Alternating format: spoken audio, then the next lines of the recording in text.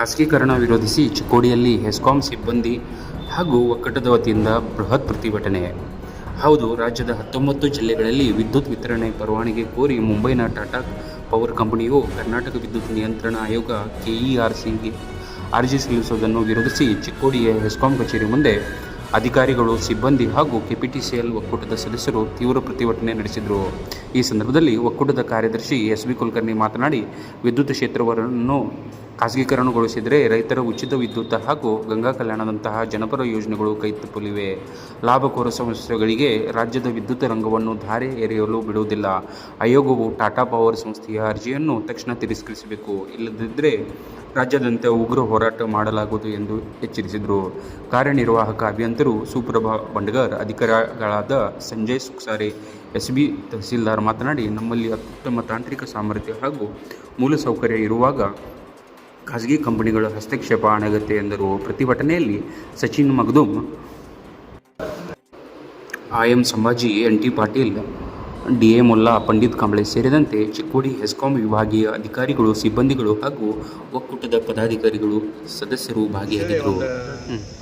Federation ಇದೆ, ಫೆಡರೇಷನ್ದಿಂದ ನಮಗೆಲ್ಲರಿಗೂ ಒಂದು ಮೆಸೇಜ್ ಕಳಿಸಿದ್ದಾರೆ. ಈ ಥರ ಗೇಟ್ ಮೀಟಿಂಗ್ ಮಾಡಿರಿ, ಗೇಟ್ ಮೀಟಿಂಗ್ ಮಾಡಿ ಎಲ್ಲ ಅಧಿಕಾರಿಗಳನ್ನು ಒಳಗೊಂಡು ಈ ಒಂದು ಎಲ್ಲ ನಮ್ಮಲ್ಲಿ ಜನರಿಗೆ ಒಂದು ಅವೇರ್ನೆಸ್ ಮೂಡಿಸಿ ಆಯಾ ತಾಲೂಕಾ ಮಟ್ಟದೊಳಗೆ, ಗ್ರಾಮ ಪಂಚಾಯತಿ ಮಟ್ಟದೊಳಗೆ ಎಲ್ಲ ಗ್ರಾಹಕರಿಗೂ ಇದ್ರ ಬಗ್ಗೆ ಅವೇರ್ನೆಸ್ ಮೂಡಿಸ್ರಿ. ಖಾಸಗೀಕರಣದಿಂದ ಆಗ್ತಕ್ಕಂಥ ಒಂದು ನಷ್ಟಗಳು ಗ್ರಾಹಕರಿಗೇನಿದೆ ಮತ್ತು ಎಂಪ್ಲಾಯೀಸ್ಗೆ ಏನಾಗುತ್ತೆ, ಮುಂದೆ ಬರ್ತಕ್ಕಂಥ ದಿನಮಾನಗಳಲ್ಲಿ ಯಾವ ರೀತಿ ಖಾಸಗೀಕರಣ ಆಗೋದ್ರಿಂದ ತೊಂದರೆಗಳು ಆಗ್ತಾವೆ ಅನ್ನೋದು ಅವೇರ್ನೆಸ್ ಮೂಡಿಸಿ ಆ KERCಗೆ ಏನು ಈ ಲೈಸೆನ್ಸ್ ಬೇಕಂತೇಳಿ ಅಪ್ಲಿಕೇಶನ್ ಹಾಕಿದ್ದಾರೆ ಟಾಟಾ ಪವರ್ದವರು, ಅವರಿಗೆ ನಾವು ಪ್ರತಿರೋಧ ಹಾಕೋ ಸಂಬಂಧ ಅವ್ರಿಗೆ 20ನೇ ತಾರೀಕೊಳಗೆ ಎಲ್ಲ ಗ್ರಾಹಕರಿಂದ, ಎಲ್ಲ ಸಂಘ ಸಂಸ್ಥೆಗಳಿಂದ, ಆಮೇಲೆ ದಲಿತ ಸಂಘರ್ಷ ಸಮಿತಿಯಿಂದ, ಕನ್ನಡ ಪರ ಸಂಘಟನೆಗಳಿಂದ, ರೈತ ಸಂಘದಿಂದ, ಮೇಜರ್ ರೈತರಿಗಾಗುವ ತೊಂದರೆ ಭಾಳ ದೊಡ್ಡದಿದೆ. ಇದರೊಳಗೆ ಈ ಎಲ್ಲ ಸಂಘಗಳು ಏನಾಗ್ಬೋದು ರೀ ಪ್ರೈವೇಟೇಷನ್ ಅಂದರೆ, ಈಗ ರೈತರಿಗೆ ನಾವು ಗಂಗಾ ಕಲ್ಯಾಣ ಅಂತೇಳಿ ಶಾಂಕ್ಷನ್ ಮಾಡಿರ್ತೀವಿ, ಸರ್ಕಾರದವ್ರು ಮಾಡಿರ್ತಾರೆ. ಸರ್ಕಾರದಿಂದ ದುಡ್ಡು 75,000 ರೂಪಾಯಿ ಬರ್ತದೆ ಒಬ್ಬ ಫಲಾನುಭವಿಗೆ. ಅಲ್ಲಿ 3 ಲಕ್ಷ 4 ಲಕ್ಷ ರೂಪಾಯಿ ಖರ್ಚಾದರೂ ಈ ಕಂಪನಿ ಒಂದು ರೈತರಿಗೆ ನೀವು ಪಂಪ್ಸೆಟ್ಟಿಗೆ ವಿದ್ಯುತ್ ಸರಬರಾಜು ಕಲ್ಪಿಸುವಂಥ ವ್ಯವಸ್ಥೆ ಮಾಡ್ತಾರೆ, ಕಂಬ ಟ್ರಾನ್ಸ್ಫಾರ್ಮರ್ ಅಳವಡಿಸಿ. ಆಮೇಲೆ ಈಗ ರೈತರಿಗೆ 10 HP ವರೆಗೆ ಫ್ರೀ ಪವರ್ ಸಪ್ಲೈ ಇದೆ, 10 HP ವರೆಗೆ. ಅದು ಮುಂದಿನ ದಿನಮಾನಗಳಲ್ಲಿ ಏನಾಗ್ಬೋದು ಅಂತ ಗೊತ್ತಾಗಂಗಿಲ್ಲ. ಆಮೇಲೆ ಈಗ ಗೃಹ ಜ್ಯೋತಿ ಸರ್ಕಾರದವರು ಫ್ರೀ ಕೊಟ್ಟಿದ್ದಾರೆ, ಪ್ರೈವೇಟ್ ಆದ ತಕ್ಷಣ ಅದು ಏನಾಗ್ತದೆ ಅಂತ ಗೊತ್ತಾಗೋದಿಲ್ಲ. ಆಮೇಲೆ ಇನ್ನು ಕುಟೀರ ಜ್ಯೋತಿ, ಭಾಗ್ಯ ಜ್ಯೋತಿ, ಈ ಫಲಾನುಭವಿಗಳು ಸಾಕಾಗಷ್ಟು ಸರ್ಕಾರದಿಂದ ಸೌಲಭ್ಯಗಳು, ಈ ಒಂದು ಸರ್ಕಾರದಿಂದ ಬರ್ತಕ್ಕಂಥ ಸೌಲಭ್ಯಗಳು ಈ ಕಂಪನಿನೂ ಒಂದು ಕೊಡ್ತಾ ಇದೆ, ಸರ್ಕಾರದವರು ಕೊಡ್ತಾ ಇದ್ದಾರೆ. ಈ ಎಲ್ಲ ಎರಡೂ ಕಂಪನಿ ಮತ್ತು ಸರ್ಕಾರ ಕೊಡುವುದರಿಂದ, ಸರ್ಕಾರದ ಸ್ವಾಮ್ಯಕ್ಕೆ ಒಳಪಟ್ಟಿದ್ದರಿಂದ ಎಲ್ಲ ಒಂದು ಗ್ರಾಹಕರಿಗೆ ಒಳ್ಳೆಯ ಒಂದು ಸರ್ವಿಸ್ ಸಿಗ್ತಾ ಇದೆ. ಮುಂದಿನ ದಿನಮಾನಗಳಲ್ಲಿ ಆ ಒಂದು ಖಾಸಗೀಕರಣ ಆದರೆ ಇವೆಲ್ಲದಕ್ಕೂ ಒಂದು ತೊಂದರೆ ಆಗ್ತಕ್ಕಂಥ, ಕತ್ತರಿ ಬೀಳತಕ್ಕಂಥ ವ್ಯವಸ್ಥೆ ಆಗ್ಬೋದು ಅಂತ ಆತಂಕ ಇದೆ ಸರ್. ಆಮೇಲೆ ಈಗ ಪ್ರಕೃತಿ ವಿಕೋಪದಿಂದ ಪ್ರತಿ ವರ್ಷ ನೀವು ನೋಡ್ತೀರಿ ನದಿ ದಂಡೆಯಲ್ಲಿ ಈಗ ಕಂಬಗಳು ಬೀಳ್ತವೆ, ಟ್ರಾನ್ಸ್ಫಾರ್ಮರ್ ಮುಳುಗಡೆ ಆಗ್ತವೆ. ಇವೆಲ್ಲ ಮುಳುಗಡೆ ಆದಂಥ ಸಂದರ್ಭದಾಗ ನಮ್ಮ ಇಲಾಖೆಯ ಅಧಿಕಾರಿಗಳಾಗಲಿ, ಸಿಬ್ಬಂದಿಯವರಾಗಲಿ ಅದಕ್ಕೆ ಮುತುವರ್ಜಿ ವಹಿಸಿ, ಆಮೇಲೆ ಜನಪ್ರತಿನಿಧಿಗಳು ಆಗಿಂದಾಗೆ ಸ್ಪಂದಿಸ್ತಾರೆ, ಎಲ್ಲ ಹೇಳ್ತಿರ್ತಾರೆ ಅಧಿಕಾರಿಗಳಿಗೆ. ಅವು ಎಲ್ಲರೂ ಕಾಳಜಿ ಮಾಡೋದರಿಂದ ಒಂದು 8 ದಿವಸದಲ್ಲಿ, 4 ದಿವಸದಲ್ಲಿ, ಒಂದು ತಿಂಗಳಾಗ್ತಕ್ಕಂಥ ಕೆಲಸ 8 ಅಥವಾ 4 ದಿವಸದಲ್ಲಿ ಅದು ರೆಡಿ ಮಾಡಿ ಗ್ರಾಹಕರಿಗೆ ಒಂದು ವಿದ್ಯುತ್ ಸಂಪರ್ಕ ಕಲ್ಪಿಸುವಂಥ ನಮ್ಮ ಇಲಾಖೆ ಎಲ್ಲ ಅಧಿಕಾರಿ ಸಿಬ್ಬಂದಿ ವರ್ಗದವ್ರನ್ನು ಮಾಡ್ತಾ ಇದ್ದೀವಿ. ಮುಂದೆ ಖಾಸಗೀಕರಣದಲ್ಲಿ ಈ ವ್ಯವಸ್ಥೆಗೆ ಸ್ವಲ್ಪ ತೊಂದರೆ ಆಗ್ಬೋದು. ಈಗಾಗಲೇ ನಾವು ಒರಿಸ್ಸಾ, ಇತರೆ ರಾಜ್ಯಗಳಲ್ಲಿ ನೋಡಿದ್ದೀವಿ. ಒರಿಸ್ಸಾದಲ್ಲಿ ಒಂದು ಪ್ರಕೃತಿ ವಿಕೋಪದಿಂದ ಈ ನೆಲಸಮ ಆಗಿದ್ದು ಎಲ್ಲ ನಮ್ಮ ಇನ್ಫ್ರಾಸ್ಟ್ರಕ್ಚರಲ್ಲಿ ಅಲ್ಲಿವೆಲ್ಲ.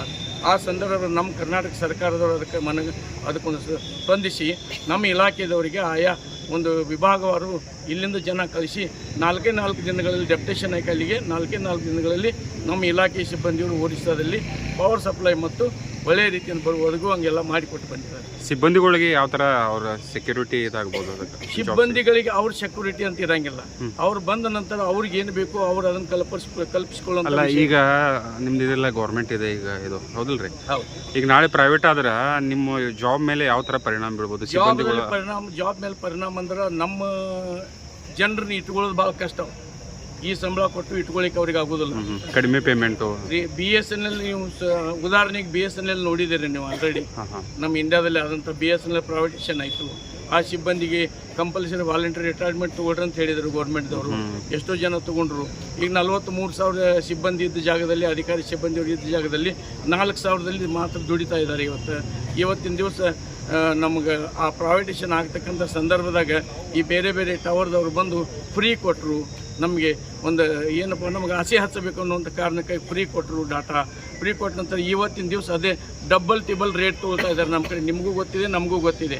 ಆದರೆ BSNLದಾಗ ನಾವು ಅತಿ ಆನಂದದಿಂದ ಇದ್ದೀವಿ. ಅದು ಸಾವಿರಾರು ಸಿಬ್ಬಂದಿಗಳು ಅವ್ರ ಕುಟುಂಬ ಮತ್ತು ಅವ್ರ ಮೇಲೆ ಪರಿಣಾಮ ಆಗ್ಬೋದು ಇದರಿಂದ, ಆರ್ಥಿಕವಾಗಿ ಆಗಲಿ ಅಥವಾ ಯಾವುದೋ ಸೆಕ್ಯೂರಿಟಿ ಇರಲ್ಲ, ಜಾಬ್ ಸೆಕ್ಯೂರಿಟಿ ಇರಲ್ಲ, ಎಲ್ಲ ಕಾಂಟ್ರಾಕ್ಟ್ ಬೇಸಿಸ್ ಮೇಲೆ ಮಾಡೋರು ಅವಾಗ. ಹಾಂ, ಅನ್ಎಂಪ್ಲಾಯ್ ಏನಾಗಿದೆ ಅಂದರೆ ಈಗ ಇದು ಒಂದು 4 ಕರ್ನಾಟಕ ಇದ್ರೊಳಗೆ ನಮ್ಮ ಹೆಸ್ಕಾಮ್ನಲ್ಲೇ ಒಂದು 4 ಜಿಲ್ಲೆಗಳ್ದಾಗ ಸೆಲೆಕ್ಟ್ ಮಾಡಿದ್ದಾರೆ ಪ್ರೈವೇಟೈಸೇಷನ್. ಟಾಟಾ ಪವರ್ದವರು ಪ್ರೈವೇಟೈಸೇಷನ್ ಅಂದರೆ ತೊಗೋಬೇಕಂತೇಳಿ. ಅದಕ್ಕೆ ನಾವು ಎಲ್ಲರೂ ಅಬ್ಜೆಕ್ಷನ್ ಮಾಡಿ ಈಗ ನಿರ್ಧಾರ ಕೈಗೊಂಡಾರೆ. ನಿರ್ಧಾರ ಇನ್ನೂ ಏನು ಕೈಗೊಂಡಿಲ್ಲ. ಅಪ್ಲಿಕೇಶನ್ ಹಾಕಿದ್ದಾರೆ ಅವರು ತೊಗೋಬೇಕಂತ. ನಿರ್ಧಾರ ಕೈಗೊಳ್ಳಬೇಕಾಗಿದೆ. ಇನ್ನೂ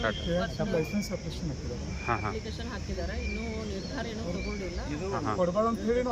ಅದು ನಾಳೆ ಅದು ಪ್ರೈವೇಟೈಸೇಷನ್ ಆದರೆ ಬಹಳಷ್ಟು ಸಿಬ್ಬಂದಿಗಳು ಗ್ರಾಹಕರಿಗೆ ಆಗ್ಬೋದು, ಸಿಬ್ಬಂದಿಗಳಿಗೆ ಆಗ್ಬೋದು, ಎಲ್ಲರಿಗೂ ತೊಂದರೆ ಆಗುತ್ತೆ. ಯಾವ ಜಿಲ್ಲೆಗಳಲ್ಲಿ ಸೆಲೆಕ್ಟ್ ಮಾಡೋದು? ಬೆಳಗಾವಿ ಜಿಲ್ಲೆ ಒಂದು ಸೆಲೆಕ್ಟ್ ಮಾಡಿದ್ದಾರೆ, ಧಾರವಾಡ, ಆಮೇಲೆ ಒಂದು ಉತ್ತರ ಕರ್ನಾಟಕ. ಹಾಂ ಹಾಂ, ಅದು ಟಾಟಾ ಕಂಪನಿಗೆ. ಟಾಟಾ ಕಂಪನಿ ನಾವು ಅಷ್ಟೇ ಇಲ್ಲಿ ಮಾಡ್ತಾ ಇಲ್ಲ ಸರ್. ಇದು ಒಂದು ನಮ್ಮ ಎಲ್ಲರಿಗೂ ಶುಭ ಮುಂಜಾನೆ.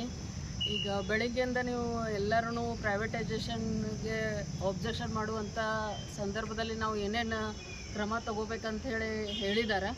ಅದೇ ಥರ ಎಲ್ಲರೂ ನೀವು ಜಾಗರೂಕತೆ ಮೂಡಿಸ್ರಿ. ನಿಮ್ಮ ಪಂಚಾಯತಿ ಒಳಗೆ ನೀವು ಎಲ್ಲೆಲ್ಲಿ ವರ್ಕ್ ಮಾಡ್ತೀರಿ, ಕೆಲಸ ಮಾಡ್ತೀರಿ, ಅಲ್ಲಿ ಹೋಗಿ ಜನರಿಗೆ ಇದ್ರ ಬಗ್ಗೆ ತಿಳಿಸಿ ಹೇಳ್ರಿ. ಅಂದರೆ ಪ್ರೈವೇಟೈಸೇಷನ್ ಆದರೆ ಯಾವ ರೀತಿ ತೊಂದರೆಗಳು ಅನುಭವಿಸ್ಬೋದು, ಇದನ್ನು ಮಾಡಬೇಕಾದ್ರೆ ಎಲ್ಲರದು ಒಕ್ಕೂಟ ಇರೋದು ಒಂದು ದೊಡ್ಡ ಇದಿದೆ ನಮ್ಗೆ. ಅದಕ್ಕೆ ಎಲ್ಲರೂ ಒಂದಾಗಿ ಇದಕ್ಕೆ ಹೋರಾಡಿ ನಾವು ಇದನ್ನು ತಡೆಗಟ್ಟೋಣ ಅಂತ ಈ ಸಂದರ್ಭದಲ್ಲಿ ಆಗ್ತಾ ಇದ್ವು. ಸೊ ಅವನ್ನೆಲ್ಲ ಅವ್ರು ತಗೋದಿಲ್ಲ. ಪ್ರೈವೇಟ್ ಆಯ್ತು ಅಂದರೆ ಕಡಿಮೆ ದುಡ್ಡದಲ್ಲಿ ಅವರು ಕೆಲಸ ಮಾಡ್ಕೊಳ್ತಾರೆ. ಈಗ ನಾವೇನು ಮಾಡ್ತೀವಿ, ಸರ್ವಿಸ್ ಓರಿಯೆಂಟೆಡ್ ಕೆಲಸ ಮಾಡ್ತಾ ಇದ್ವಿ. ಬಟ್ ಅವರಿಲ್ಲ, ಪ್ರಾಫಿಟ್ ಓರಿಯೆಂಟೆಡ್ ಮಾಡ್ತಾರೆ ಅವರು. ಇಷ್ಟು ಎಂಪ್ಲಾಯೀಸ್ ಅವ್ರು ಬೇಕಾಗಿಲ್ಲ. ಮುಂದಿನ ನಮ್ಮದಂತಿಗೆ ನಾವು ಏನಿದ್ದೀವಿ, ಮುಂದೆ ಏನು ಮಾಡ್ತಾರೆ ಗೊತ್ತಿಲ್ಲ. ಬಟ್ ಮುಂದೇನು ಅಪಾಯಿಂಟ್ಮೆಂಟ್ ಆಗ್ತಾವೆ ಅವೆಲ್ಲ ಸ್ಥಗಿತ ಆಗ್ತಾವೆ, ಕಡಿಮೆ ತೊಗೊಳ್ತಾರೆ. ಇವಾಗ ಇಷ್ಟು ಸ್ಯಾಲ್ರಿ ಯಾರಿಗೂ ಕೊಡೋದಿಲ್ಲ. ಸೊ ಅವ್ರು ಯಾಕಂದ್ರೆ ಅವ್ರು ಮಾಡೋದು ಪ್ರಾಫಿಟ್ ಬೇಸ್ದಲ್ಲಿ ಕೆಲಸ ಮಾಡೋದು. ಮತ್ತೆ ಇವತ್ತಿನ ಕೆಲಸ ಯಾವುದು ಬಂದ್ ಮಾಡಿಲ್ಲ, ಅವೇರ್ನೆಸ್ ಮೂಡಿಸ್ತಾ ಇದ್ದೀವಿ. ಇದು ನಮ್ಗೆ ಅಷ್ಟೇ ತೊಂದರೆ ಇಲ್ಲ. ಇವು 4 ಜಿಲ್ಲೆಗಳಲ್ಲಿ ಇವತ್ತು ಎಲ್ಲ ತಾರೀಕು ಒಳಗಾಗಿ ಅಪ್ಲಿಕೇಶನ್ ಹಾಕಬೇಕಾಗಿದೆ. 4 ಜಿಲ್ಲೆ ಕರ್ನಾಟಕದಲ್ಲಿ ಪ್ರತಿಯೊಂದು ಕಂಪ್ನಿಗಳಲ್ಲಿ 2-3 ಜಿಲ್ಲೆಗಳ ಆಯ್ಕೆ ಮಾಡಿದ್ದಾರೆ. ಒಕ್ಕೂಟದ ವ್ಯವಸ್ಥೆಯಲ್ಲಿ ಏನು ಹೇಳಿದಾರಪ್ಪ ಅಂತಂದ್ರೆ 23ನೇ ತಾರೀಕು ಲಾಸ್ಟ್ ಇದೆ. KERCಗೆ ಆಲ್ರೆಡಿ ಲೈಸೆನ್ಸ್ ಸಂಬಂಧ ಅವ್ರು ಅಪ್ಲೈ ಮಾಡಿದ್ದಾರೆ, ಟಾಟಾ ಪವರ್ದವರು. ಆ ಟಾಟಾ ಪವರ್ದವರು ಅಪ್ಲಿಕೇಶನ್ ಹಾಕಿದ್ರಿಂದ ನಮ್ಮ ಎಂಪ್ಲಾಯೀಸ್ ಕಡೆಯಿಂದ ಎಲ್ಲ ಒಂದು ಅವೇರ್ನೆಸ್ ಮೂಡಿಸಿ ಆಯಾ ಹಳ್ಳಿಗಳಿಗೆ ಹೋಗಿ ಆ ಒಂದು ಟಾಟಾ ಪವರ್ಗೆ ಲೈಸೆನ್ಸ್ ಕೊಡ್ತಕ್ಕಂಥ ವ್ಯವಸ್ಥೆನ ಆದಷ್ಟು ಮಟ್ಟಿಗೆ ವಿರೋಧ ವ್ಯಕ್ತಪಡಿಸೋ ಸಂಬಂಧ KERCಗೆ ಅಪ್ಲಿಕೇಶನ್ ಹಾಕಿಸಬೇಕು ಎಲ್ಲ ಗ್ರಾಹಕರ ಕಡೆಯಿಂದ ಅಂತೇಳಿ ಅಲ್ಲಿಂದ ಒಂದು ನಮ್ಮ ಕರೆ ಬಂದ ಕಾರಣಕ್ಕಾಗಿ ನಮ್ಮ ಎಂಪ್ಲಾಯೀಸ್ ಎಲ್ಲ ಬೆಳಗ್ಗೆ ಇವತ್ತು ಗೇಟ್ ಮೀಟಿಂಗ್ ಕರೆದು ಅವರಿಗೆ ನೀವು ಈ ರೀತಿ ಮಾಡಿರಿ ಅಂತೇಳಿ ಅದೆಲ್ಲ ಅವೇರ್ನೆಸ್ ಮೂಡಿಸ್ರಿ ಮತ್ತು ಪ್ರತಿರೋಧ ವ್ಯಕ್ತಪಡಿಸ್ಲಿಕ್ಕೆ ಅಪ್ಲಿಕೇಶನ್ ಹೋಗಲಿ ಅಂತೇಳಿ ನಾವು ಅವ್ರಿಗೆಲ್ಲ ತಿಳಿ ಹೇಳಕ್ಕೆ ಅಂತೇಳಿ ಇವತ್ತು ಗೇಟ್ ಮೀಟಿಂಗ್ ಕರೆದಿದ್ವಿ. ಹೊರತ ಕೆಲಸ ಬಿಡೋದು ಮಾಡೋದು ಯಾವುದೇ ಇದರಲ್ಲಿ ಇಲ್ಲ. ರಿಲಯನ್ಸ್ ಅವರು ಹಾಕ್ತಾರೆ, ಅದಾನಿ ಅಂಬಾನಿಯವರು ಹಾಕೋರು. ವಿಜಯ ಕರ್ನಾಟಕ ಎಲ್ಲ ಮುಖ್ಯ ದಿನಪತ್ರಿಕೆ ನೋಟಿಸ್ ಕೊಟ್ಟಿದ್ದಾರೆ.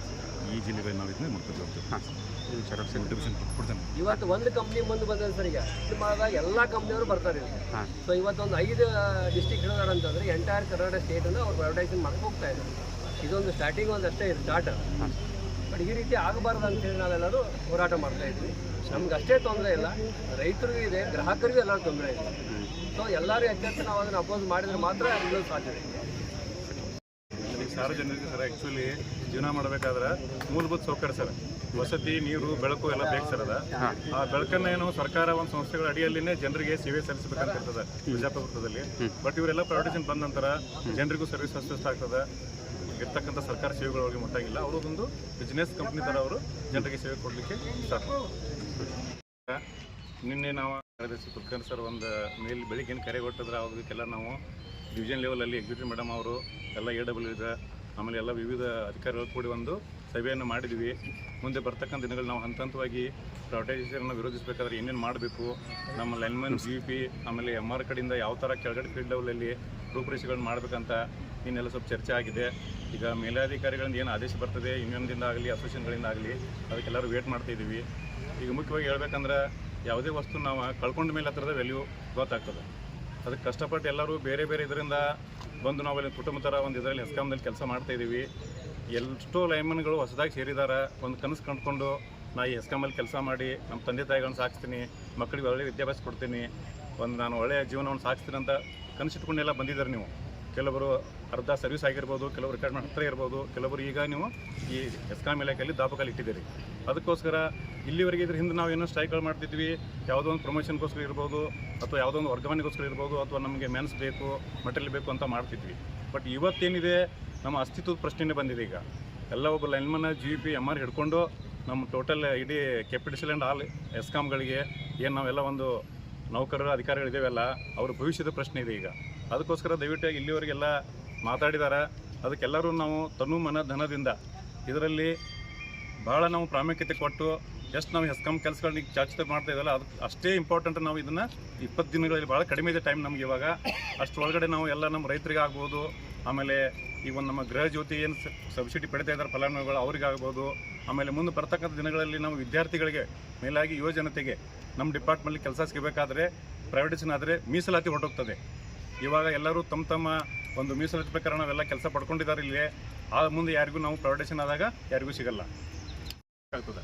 ಇವಾಗ ಟಾಟಾ ಕಂಪ್ನಿಯವ್ರು ಮಾತ್ರ ಎಂಟ್ರಿ ಆಗಿದ್ರೆ ತಗೋಬೇಡ್ರಿ. ಇದಕ್ಕಿಂತ ದೊಡ್ಡ ಅಬ್ಜಾಧೀಶ್ವರ ಇದ್ದಾರೆ, ರಿಲಯನ್ಸ್ ಅಂಬಾನಿ ಇರ್ಬೋದು, ಅದಾನಿ ಇರ್ಬೋದು, ಅವರು ಬರ್ತಕ್ಕಂಥ ಬೇರೆ ಡಿಸ್ಟ್ರಿಕ್ಟ್ಗಳನ್ನ ಬೇರೆ ಸಿಟಿಗಳನ್ನ ತೊಗೊಳ್ಳಿಕ್ಕೆ ಅವರು ಪ್ರಯತ್ನ ಮಾಡ್ಬೋದು. ಒಂದ್ಸರಿ ಇವ್ರು ಎಂಟ್ರಿ ಆದ್ರಂದರೆ ವಿ ಕಾಂಟ್ ಸ್ಟಾಪ್ ದ್ಯಾಟ್. ಅದಕ್ಕೆ ಏನು ಮಾಡಬೇಕು, ಎಲ್ಲರೂ ದಯವಿಟ್ಟು ಈಗೇನೆಲ್ಲ ಸರ್ ಹೇಳಿದಾರೆ ಆ ಪ್ರಕಾರ ಎಲ್ಲರೂ ಮನೆಗೆ ತೆರಳಿ ಎಲ್ಲ ನಾವು ಕೆಲಸ ಏನೀಗ ಮಾಡ್ತಾ ಇದ್ದೀರಲ್ಲ ಅದಕ್ಕಿಂತ ಹೆಚ್ಚಿಗೆ ನೀವು ಮುತುವರ್ಜಿ ಕೊಟ್ಟು ಎಲ್ಲರ ಮನೆಗಳಿಗೆ ಪಾಂಪ್ಲೆಟ್ ಕೊಡೋ ಜವಾಬ್ದಾರಿ ನಿಮ್ಮದಿದೆ. ಅದಕ್ಕೆ ನೀವೆಲ್ಲರೂ ನೆರವೇರಿಸ್ತಾರೆ ಅಂತ ನಾನು ನಿಮ್ಮ ಕಡೆ ರಿಕ್ವೆಸ್ಟ್ ಮಾಡ್ತಾ ಇದ್ದೀನಿ. ಯಾಕಂದರೆ ಎಷ್ಟು ಪಾಂಪ್ಲೆಟ್ ಜನ ಓದ್ತಾರೆ, ವಾಟ್ಸಪ್ ಕೆಲವೊಂದು ಆಂಡ್ರಾಯ್ಡ್ ಮೊಬೈಲ್ ಇರಲ್ಲ.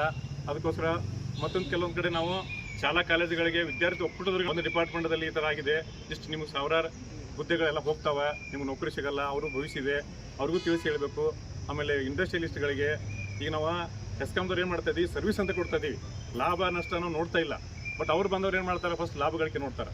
ನಾನು ಈ ಏರಿಯಾಗೆ ಇಷ್ಟು ಕರೆಂಟ್ ಕೊಟ್ಟರೆ ನನಗೆ ಎಷ್ಟು ಲಾಸ್ ಆಗ್ತದೆ, ನನಗೆ ಲಾಭ ಆಗ್ತಾಯಿದೆ ಇಲ್ಲ ಅಂತಕೊಂಡು ಆ ಉದ್ದೇಶದಿಂದ ಅವ್ರು ಏನು ಮಾಡ್ತಾರೆ, ಕಮರ್ಷಿಯಲ್ ಮಾಡ್ತಾರೆ, ಯೋಚನೆ ಮಾಡ್ತಾರೆ.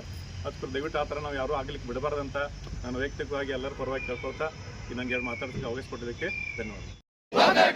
ನೌಕರರ ಒಗ್ಗಟ್ಟು, ನೌಕರರ ಒಗ್ಗಟ್ಟು, ಕಾರ್ಮಿಕರ ಒಗ್ಗಟ್ಟು, ಕಾರ್ಮಿಕರ ಒಗ್ಗಟ್ಟು. ಬೇಡವೇ ಬೇಡ ಖಾಸಗೀಕರಣ ಬೇಡ, ಬೇಡವೇ ಬೇಡ ಬೇಡವೇ ಬೇಡ ಬೇಡವೇ ಬೇಡ ನೌಕರರ ಒಗ್ಗೂಟ.